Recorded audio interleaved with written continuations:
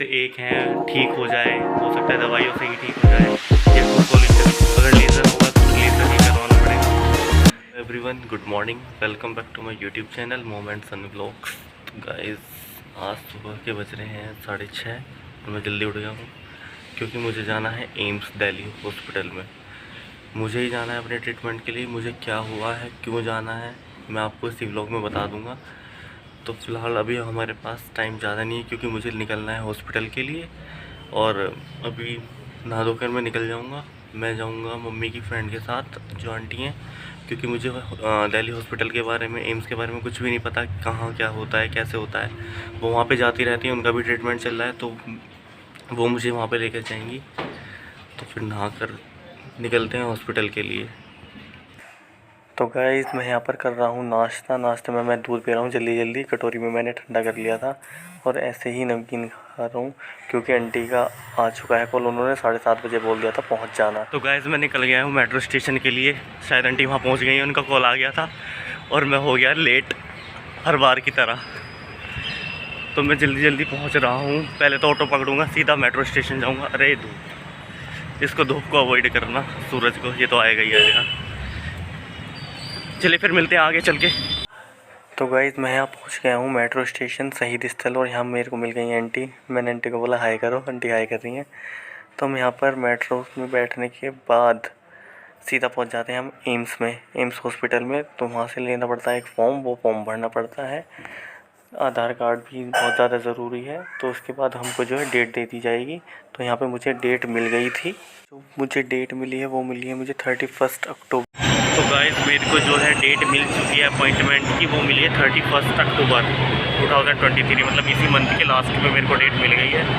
और आंटी को वहाँ पर लगता टाइम, जिनके साथ मैं वहाँ पर गया था, तो उन्होंने बोल दिया कि बेटा आप जाओ, क्योंकि उनकी बेटी दिल्ली यूनिवर्सिटी के किसी कॉलेज में पढ़ती है, तो वो उन्हीं के साथ आ जाएंगी वहाँ से वापस। तो मैं जा रहा हूँ घर। तो फ़िलहाल मैं यहाँ पर पहुँच गया हूँ कश्मीरी गेट। फिर मैं यहाँ से शहीद स्थल के लिए निकल रहा हूँ घर के लिए।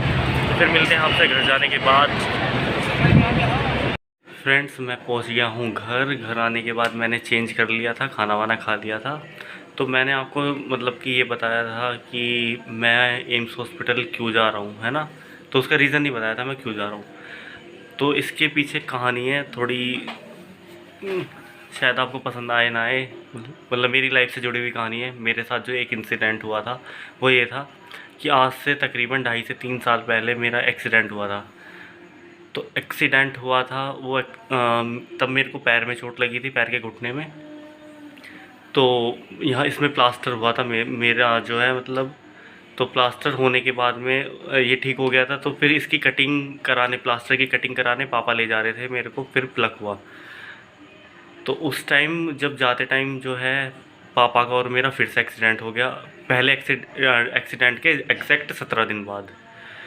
तो जब सेकंड टाइम पहले एक्सीडेंट में तो सिर्फ मेरे को मतलब घुटने में ही चोट लगी थी, जो मेनली जो ज़्यादा चोट लगी थी, जो घुटने की, मतलब ये होता है ना, मतलब एक कटोरी जैसी जो होती है, ये तिरछा हो गया था।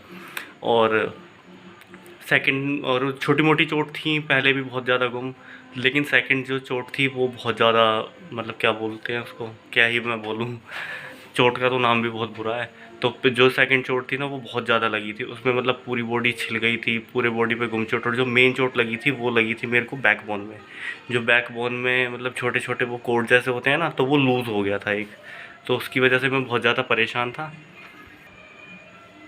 तो तब डॉक्टर्स को भी दिखाया था, एक्सरे वगैरह सब हुए थे। तो एक्सरे की रिपोर्ट में ये नहीं आया था कि वो लूज़ है, सिर्फ यही नज़र आता था कि हाँ, कोई डॉक्टर कहता था मांस फट गया है, कि हल्का सा फ्रैक्चर है, वो हील हो जाएगा। लेकिन नहीं, पिलखवा में बहुत एक नामी है, मेरे को नाम याद नहीं है वैसे उनका, ज़र्रा ज़र्रा जो होते हैं, उन्होंने वो पकड़ा था। उन्होंने बताया था कि ये लूज़ है। तो वो जो है मेरे को यहाँ पे रैपिंग करते थे, मतलब पट्टी करते थे स्लिप लगा के कमर में। तो वो स्लिप जो रहती थी, तो उसकी हीट से मेरे को बॉडी पे दाने निकले। क्यों निकले? क्योंकि उस टाइम मेरा कोलेस्ट्रॉल बहुत ज़्यादा बढ़ गया था। तो कोलेस्ट्रॉल मतलब कि ये नहीं है कि मैं पतला हूँ तो सिर्फ इनटेक हम ऑयली फूड खाएंगे उसकी वजह से ही, मतलब कि क्या नाम है, कोलेस्ट्रॉल बढ़ता है या एक एज में बढ़ता है। जो अगर मतलब हमारी बॉडी पे भी अगर एक्सेस क्वांटिटी में ऑयल लग रहा है ना, तो वो भी हमारा कोलेस्ट्रॉल बढ़ने का बहुत बड़ा रीज़न है। तो कोलेस्ट्रॉल जब बढ़ा तो उसकी वजह से मेरे को मतलब कि इन्फेक्शन होने लगा चेस्ट पे।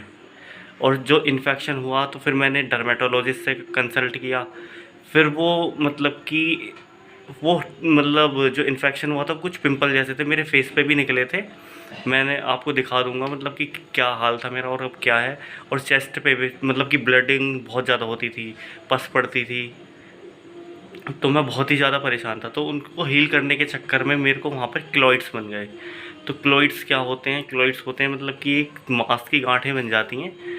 तो उसका कोई ट्रीटमेंट नहीं है वैसे तो, मतलब मैंने अभी तक जहाँ तक खुद से ही रिसर्च किया, वैसे डॉक्टर्स को भी दिखाया था, उन्होंने ये बोला था कि ये लेज़र से या फिर इंजेक्शन के थ्रू भी हटाया जा सकता है। तो मेरे को लेज़र नहीं कराना था अभी फ़िलहाल, इससे कुछ और समस्या भी बन सकती है। लेकिन अब मैं इन दिनों बहुत ज़्यादा परेशान हो रहा हूँ। मैं आपको एक बार वीडियोज़ में दिखा दूँ, क्लोज़ करके कैमरा, ये इस तरीके से हुआ है। पहले कुछ नहीं था, लेकिन समय का कुछ पता नहीं होता कि किसको कब क्या हो जाए। ये आपको नज़र आ रहा होगा, ये ऐसा हाल हो गया। ये सिर्फ मांस की ऐसे गांठें हैं, बहुत ज़्यादा इचिंग होती है, इसमें दर्द भी होता है। मैंने सब तरीके की दवाई खा ली, ट्रीटमेंट करा लिया, लेकिन मेरे को कोई फ़र्क नहीं लगा। तो जो भी है ये लेज़र से ही जाएगा। मैंने रेमेडीज़ भी देख ली, ऐसा कुछ नहीं है, मैंने सब यूज़ करके देख लिया है। तो ये बहुत ज़्यादा बढ़ रहा है, मेरे को खुजली लग रही है। ऑपरेशन के बाद में भी ऐसे बोलते हैं कि ये वापस से कभी कभी मतलब वापस से बनने लगते हैं। तो आज मैं इस वजह से एम्स गया कि शायद कि वहाँ पे डॉक्टर्स एक से एक हैं, ठीक हो जाए, हो सकता है दवाइयों से ही ठीक हो जाए या कुछ सॉल्यूशन। अगर लेज़र होगा तो फिर लेज़र ही करवाना पड़ेगा। तो ये थी एक मेरी छोटी सी स्टोरी की एम्स जाने की, और जैसा भी रहेगा मैं आपको अप टू डेट देता रहूँगा अपनी लाइफ से और अपने डेली व्लॉग से। Thank you so much, bye bye, take care. मिलते हैं फिर नेक्स्ट व्लॉग के साथ। और हाँ, वीडियो को लाइक, सब्सक्राइब एंड शेयर ज़रूर कर दिया करें।